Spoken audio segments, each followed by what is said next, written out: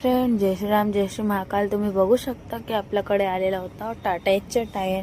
टाटा एसचे टायर आपल्याला खोलून द्यायचे होते ना, दुसरा टायर फिट करायचा होता. तर बघू शकता रेडल टायर आहे, तो खराब झालेला होता. तर याला आपण खोलून घ्यायचं. ट्यूब काढल्यानंतर याला म्हणजे पूर्ण चिल्लर करून द्यायचे होते. चिल्लर केल्यानंतर बघू शकता पाण्या कसे लावायला लागते. पाना लावल्यानंतर हातोड्यानं ठोकायला लागते. हातोड्या ठोकल्यानंतर बघा कसे ठोकायला लागते एकदम आरामात.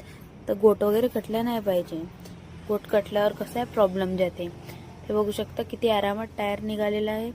हा दुसरा टायर आपण फिट केलेला होता, पण ते काकाजीला हा टायर म्हणजे टाकायचा नव्हता. मग आपण वापस काढला, पुन्हा तोच टायर फिट केला. तो टायर फिट केल्यानंतर बघू शकता ट्यूब वगैरे टाकून घ्यायचा आहे. ट्यूब टाकल्यानंतर त्याला फिटिंग वगैरे करून द्यायची.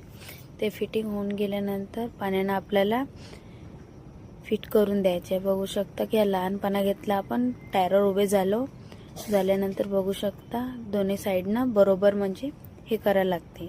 तर आपला टायर फिट झालेला होता. थोडासा ठोकून घेतल्यानंतर चला बाय.